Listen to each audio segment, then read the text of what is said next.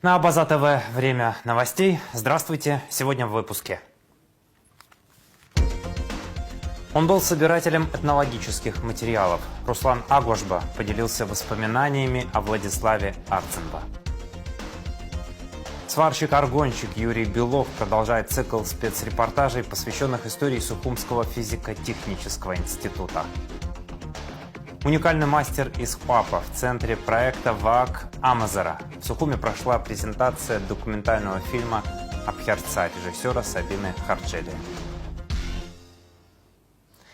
Президент России Владимир Путин подписал указ о выдаче внутренних российских паспортов на территории Абхазии и Южной Осетии до августа 2028 года. Речь идет о получении или замене паспортов для абхазских и южноосетинских граждан, постоянно проживающих в республиках и обладающих российским гражданством, говорится в документе. Указ вступает в силу со дня подписания, он не распространяется на тех, кто приобретает гражданство России в упрощенном порядке в соответствии с указом от 17 мая 2025 года. Президент Бадра Гунба поручил восстановить авиасообщение с селом Псху к сентябрю. Решить данный вопрос глава государства пообещал на встрече с жителями высокогорного села 13 июля. Вопрос авиасообщения президент Бадра Гунба обсудил с командующим ВВС Абхазии Адгуром Гумба и главным бухгалтером международного аэропорта Сухум имени Владислава Арцемба Мурманом Кварче. Периодически в Псху летают вертолеты Министерства обороны, однако стоимость перелета слишком высока, и не все жители отдаленного села могут им воспользоваться. Для того, чтобы авиасообщение было бесперебойным, Бадра Гунба поручил отремонтировать 2 самолета Ан-2 до конца августа, отметив при этом, что государство изыщет для этого средства. Ориентировочная сумма, необходимая для качественного ремонта бортов, около 5 миллионов рублей. Указом президента Республики Абхазия Бадры Гунба за большие заслуги в области искусства, новаторства, жанра КВН в Абхазии, пропаганду национальной тематики и колорита орденом Акзепша 3-й степени награждены участники команды «Нарты» из Абхазии. Тимур Аршба, Дами Чамба, Роланд Буганба, Тимураз Квиквискири. Орден Тимураза Квиквискири был передан Тимуразу Тане, поскольку он не присутствовал на встрече. Президент Бадра Гунба в четверг провел встречу с командой КВН «Нарты» из Абхазии, которые стали победителями во встрече выпускников КВН, состоявшейся в Екатеринбурге 20 июня, обыграв команду 4 татарина и сборную МАИ. Глава государства поздравил участников с очередной яркой победой и отметил значимость их творческого пути для всей республики. В Москве состоялась встреча глав МЧС России и Абхазии Александра Куренкова и Льва Квициния, в ходе которой стороны определили приоритеты двустороннего сотрудничества. Александр Куренков отметил необходимость слаженных действий, направленных на снижение рисков при чрезвычайных ситуациях. По его словам, в работе служб необходимо учитывать специфику сложного горного рельефа Абхазии и российского приграничья, а также особенности южного климата. Между чрезвычайными ведомствами России и Абхазии уже более 10 лет налажен постоянный обмен актуальной информацией по линии оперативных дежурных служб. Стороны обсудили ключевые направления партнерства в области защиты населения и территорий, подтвердив намерение продолжить эффективное взаимодействие по линии чрезвычайных служб. Он был собирателем этнологических материалов. Руслан Агушба поделился воспоминаниями о Владиславе Арцемба. Телекомпания Абаза ТВ продолжает цикл телевизионных интервью с политическими соратниками первого президента Абхазии, историка-хитолога Владислава Арцемба, ветеранами Отечественной войны, сотрудниками администрации первого президента, деятелями культуры. Историк-кавказовед Руслан Агушба поделился воспоминаниями о знакомстве с Владиславом Арцемба во времена своего студенчества, общении и дружбе с первым президентом. Он рассказал о взаимодействии в работе Абхазского госмузея, в котором он работал с Абхазским институтом языка, литературы и истории под руководством Арцемба. Поделился малоизвестными фактами, в частности, так называемой анакапийской истории 1987 года, связанной с грузинскими археологами. Мы тоже присутствовали, конечно. Ему и Георгию Калабая профессорский коллектив аплодировал стоя, больше никому я не встречал. Ну, очень тепло о нем говорили, шутили, особенно Иванов шутил. Коростовцев он был мужик, он как будто в Абхазии родился. И он видел, что мы относимся крайне серьезно к работе. Когда он уже стал директором АБНИ, что он говорит, будем собирать весь материал, только не повторяться. Вы одно, а мы другое. Ты будешь заказывать в Авни и для музея. К сожалению, то, что было в Авни, сгорело, а в музее процентов на 85 сохранилось, даже 90.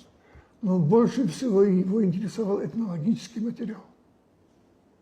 И вот он ходил, беседовал со старушками, с пожилыми людьми о культе железа, чаше, и записывал очень интересные материалы. Работа тоже есть.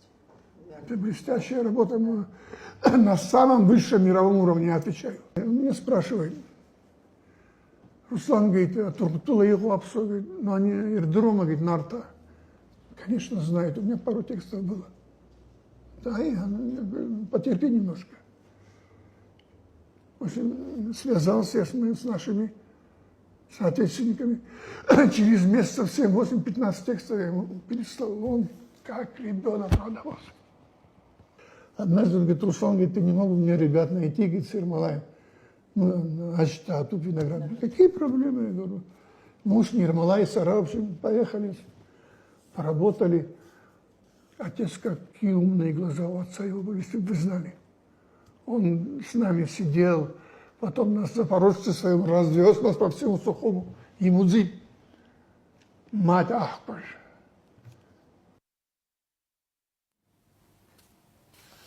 Продолжение цикла телевизионных интервью с политическими соратниками первого президента Абхазии Владислава Ардзинова смотрите в нашем эфире после выпуска новостей.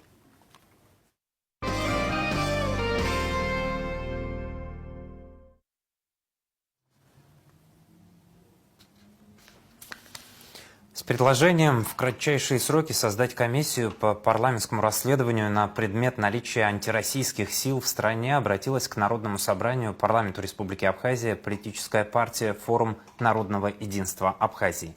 В обращении партии, в частности, отмечается: в последние годы определенные политические круги в Абхазии продолжают активно эксплуатировать ничем не обоснованный тезис о наличии в стране антироссийских сил. Мы считаем, что подобного рода манипуляции являются преступными и представляют угрозу как для самой Абхазии, так и для российско-абхазских отношений. Объективное и беспристрастное расследование в стенах парламента придаст этому вопросу высокий уровень доверия и позволит поставить в нем точку. В случае подтверждения наличия антироссийских сил в общественно-политической среде это даст возможность публично их осудить и предпринять все необходимые меры для их устранения, что станет положительным сигналом для нашего союзника. Если же наличие таких сил будет опровергнуто, то сам факт проведения публичного расследования и его результат, доведенный до общественности обеих стран, нивелирует все возможные спекуляции на эту тему.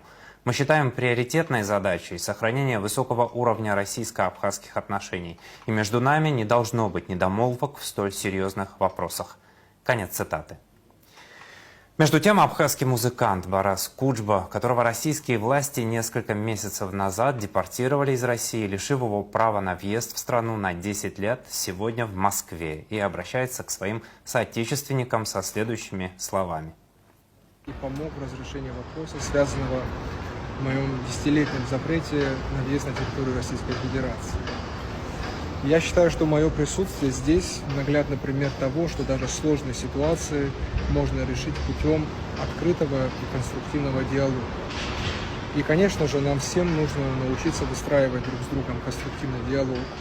У граждан Абхазии, у абхазских политических сил могут быть разные взгляды, и надо научиться обмениваться ими в правовом поле. Не путем обмена взаимными обвинениями, а путем детального обсуждения поднимаемого вопроса. Российская Федерация, в свою очередь, поручилась за нашу страну перед мировым сообществом, признав нашу государственность. Это очень важно. И это большая ответственность на нас демонстрировать мировому сообществу, что Абхазия состоялась как государство. Государственные институты у нас работают, что мы стабильное, правовое, демократическое государство. И вместе с братской Россией мы будем стремиться к большему процветанию в нашей Абхазии. А я, в свою очередь, приложу все усилия, чтобы и впредь способствовать укреплению престижа нашей родной Абхазии на мировой арене, популяризировать ее культуру и, конечно, всеми силами укреплять абхазо-российскую дружбу. И также надеюсь, что ни один политический деятель не поставит под сомнение абхазо-российские отношения ради своей личной или же политической выгоды. Иахьа важранза Исаира Айсхарьячу Урустулы Апсны Рейза Казачака Шочам Маншалала Хакайцо Хажларка Реюзера Амила Шаза. Уядза Хразлов Угуштысхва и Хараку Хайза Казачака и Хади Изрваш Хаус Бзир. Хайдглара Хака Тпахо Хауса Ицура Амчхак Ицнахва Икала Шардарта Аксидра.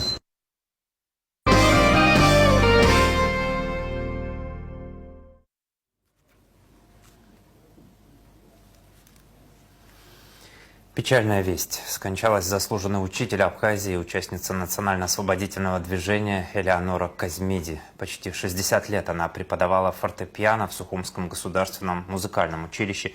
Имени Алексея Чичба обучила не одно поколение абхазских музыкантов, сообщили в Министерстве культуры. За вклад в воспитание работников культуры и искусства Казмиди была награждена орденом Аксепша третьей степени. Уход из жизни Элеоноры Казмиди является для нас всех большой утратой. Память о ней, как о профессионале, яркой личности, патриоте Абхазии, навсегда сохранится в наших сердцах, говорится в соболезновании Министерства культуры Абхазии.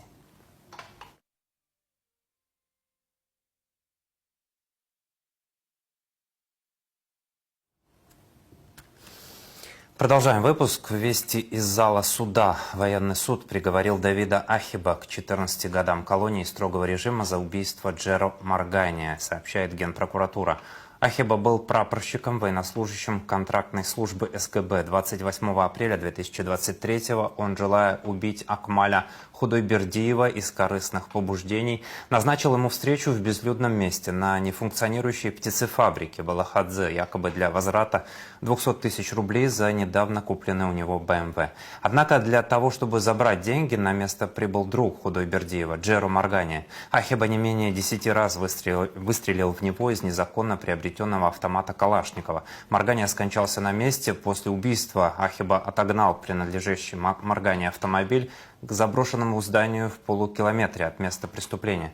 Туда же он оттащил тело убитого, спрятав его в груди строительного мусора. Автомат Ахиба выбросил в канал пустыря вдоль улицы Каму-Валахадзе. В ведомстве уточнили, что Давида Ахиба, будучи допрошенным в качестве подозреваемого, признал вину в убийстве, рассказал, где найти автомат, но в дальнейшем не раз менял показания, отказывался признавать вину в ходе предварительного следствия и судебного следствия.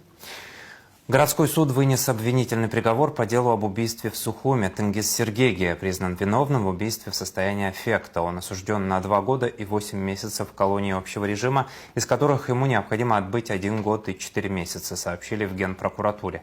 Согласно материалам дела, 20 марта 2024 года Сергегия, имея преступный умысел, приехал к дому номер 37 на улице Кугония. Из незаконно приобретенного оружия он не менее 9 раз выстрелил в гражданина Ханазаряна. Тот скончался на месте. Подозреваемого задержали 23 марта. Он не отрицал, что совершил убийство, но заявил, что не помнит подробностей. Суд принял решение о переквалификации действий с умышленного убийства на убийство в состоянии аффекта, а также признал допустимыми результаты медэкспертизы, проведенные с нарушением законодательства, сообщили в ведомстве. Прокуратура не согласна с приговором и намерена его обжаловать. Огнестрельное оружие будут изымать при нарушении правил ношения. МВД Абхазии проводит системные рейдовые мероприятия по выявлению фактов ношения огнестрельного оружия с нарушением установленных норм и правил при наличии полученного на общих основаниях разрешения на хранение и ношение оружия. При выявлении таких фактов граждане будут лишены разрешительных документов, а оружие изымается. Лица, носящие незаконно приобретенное и хранимое огнестрельное оружие, привлекаются к уголовной ответственности. Министра внутренних дел в соответствии с утвержденным планом Управления общественной безопасности совместно с Управлением уголовного розыска и УВД по городу Сухум проводят рейдовые мероприятия в городе Сухум, в кафе и ресторанах, направленные на выявление лиц, которые получили на общих основаниях разрешение на ношение и хранение огнестрельного оружия. Однако при ношении оружия допускают грубые нарушения, такие как демонстративное открытое ношение оружия без кобуры, в заряженном и снаряженном виде.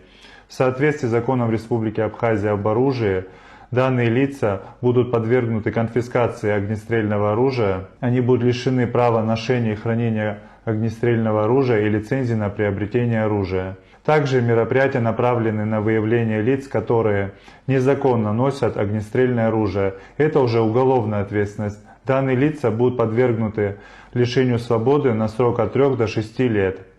Данные мероприятия проходят во всех городах и районах Республики Абхазия и носят систематический характер. Управление ГАИ Абхазии призывает всех водителей, имеющих российское гражданство, не откладывать подачу документов на получение водительских прав российского образца. Выдача прав на территории Абхазии будет производиться только до апреля 2026 года. После этой даты получить удостоверение можно будет только в России с обязательной сдачей экзамена. Уважаемые граждане, напоминаю, что процедура выдачи водительского удостоверения российского образца на территории Абхазии будет осуществляться до 1 апреля 2026 года. После этого данную процедуру можно будет проводить только на территории Российской Федерации с обязательной сдачей экзамена на предмет знания правил дорожного движения. УГАИ призывает вас своевременно обратиться с целью получения российских прав. На данном этапе мы уже не наблюдаем такого ажиотажа, как в начале. Вы можете прийти и без очереди подать свои документы. Напоминаю, прием ведется ежедневно в здании УГАИ с 9 до 18 часов со вторника по субботу. Также призываю граждан, уже подавших свои запросы, своевременно обращаться за выдачей уже готовых водительских удостоверений российского образца. На сегодняшний день у нас более 1000 удостоверений ждут своих владельцев.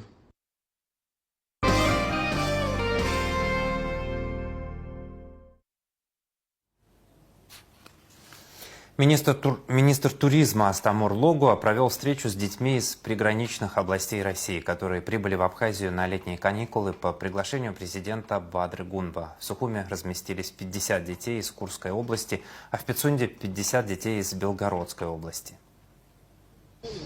Да, вчера были. Очень все красиво, нам очень нравится. Хочу самое главное отметить, что мы сами в таком примерно возрасте пережили войну. Здесь представлены и многодетные семьи, и дети усыновленные. Это большая человеческая миссия, не забыть детишек, поддержать их. Мы впервые здесь, в Абхазии. Наши впечатления здесь, мы просто их передать не можем, высказаться.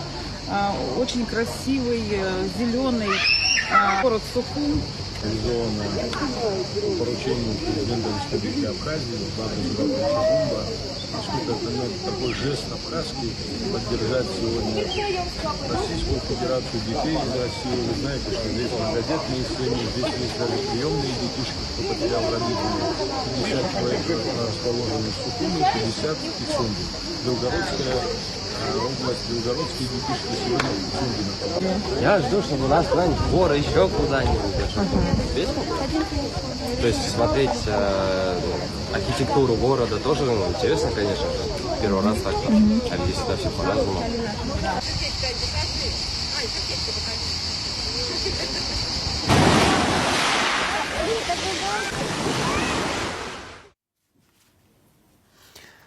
Мы продолжаем цикл специальных репортажей, посвященных истории Сухумского физико-технического института, который в этом году отмечает юбилейную дату.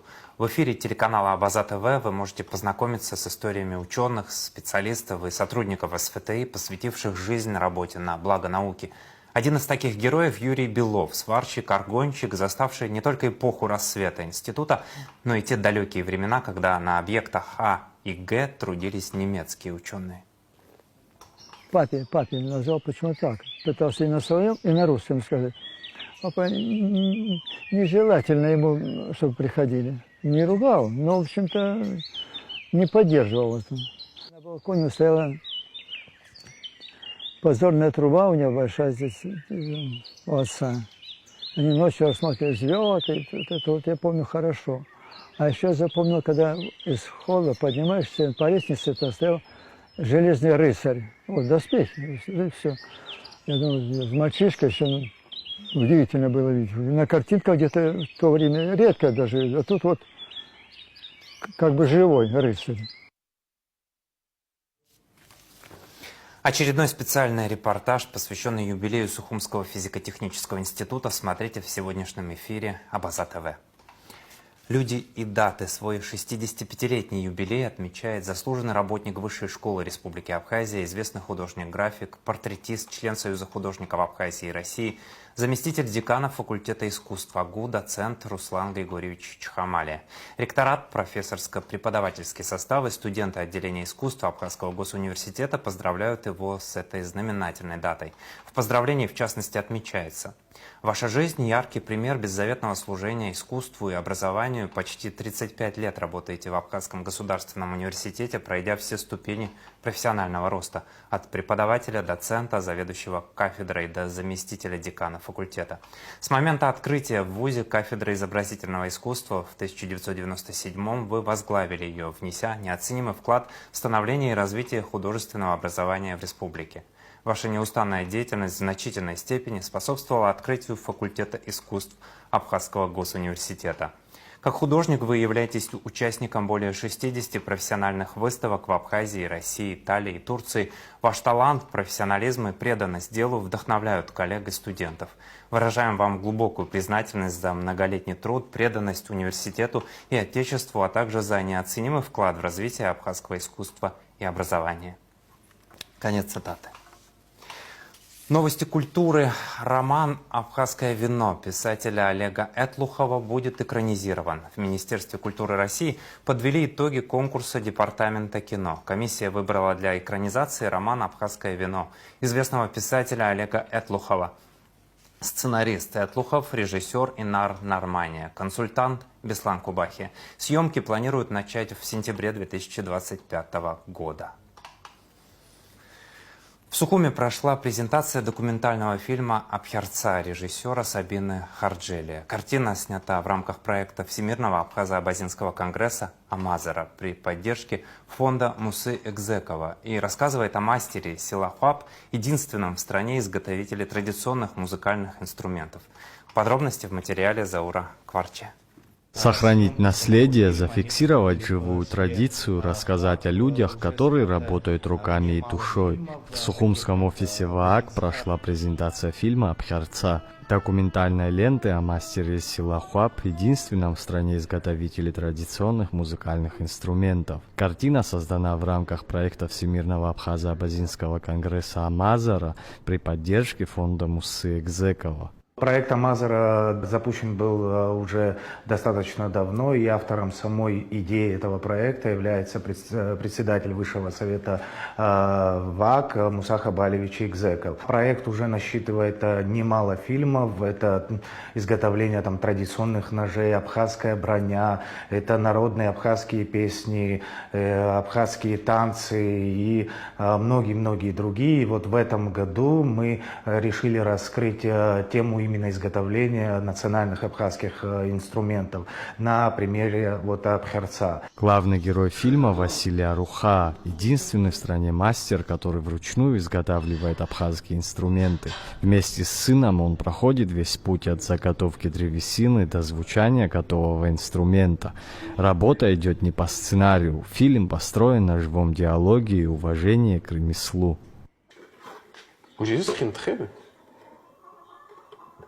И вообще писал. Хинту вагертрасти хинту. Хинту параллельно, а не раз свое. И умер заходить добро сын появится. Не, иначе у меня есть. Сабина Харджели, молодой, талантливый, очень перспективный режиссер.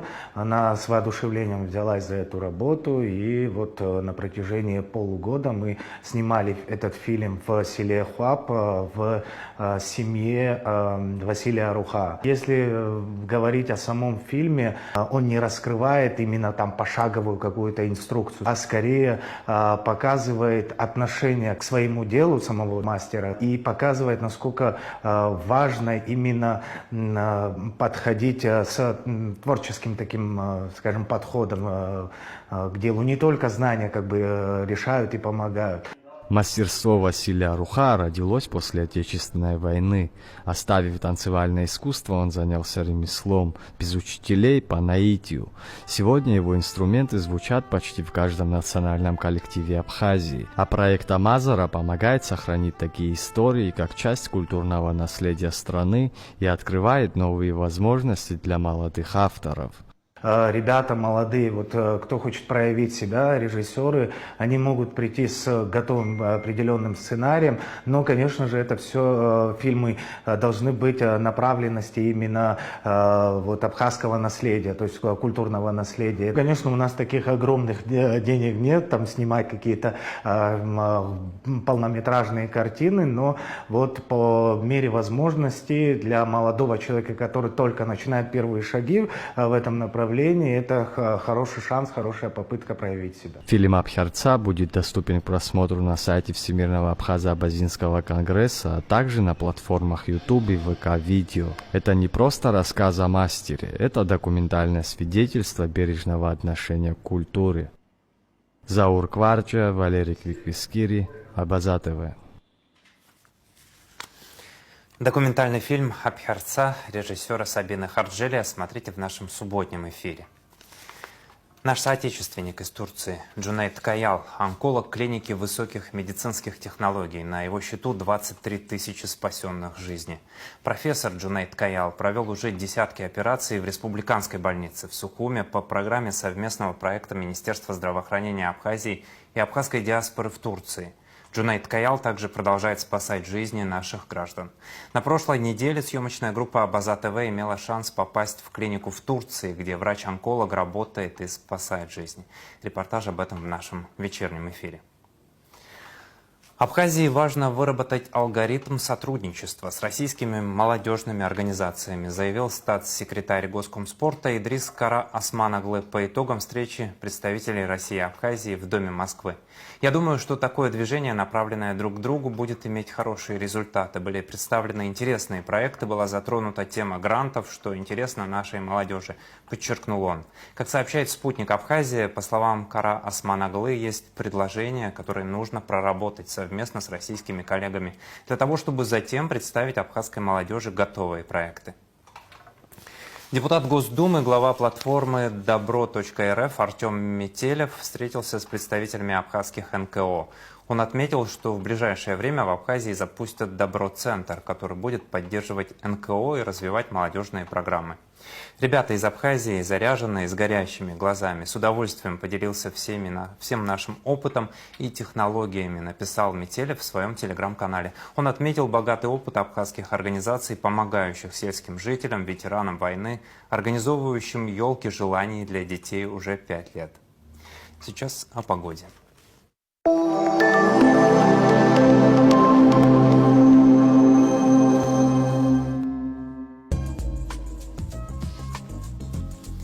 В пятницу 18 июля в Абхазии ожидается ночью и утром небольшая облачность, днем преимущественно ясная, жаркая погода с высоким индексом ультрафиолета. Атмосферное давление 756 мм ртутного столба, ветер слабый и умеренный. Температура воздуха ночью от 20 до 25, днем от 28 до 33 градусов. Температура морской воды 26 градусов, волнение морской воды умеренное, относительная влажность воздуха от 60 до 80%.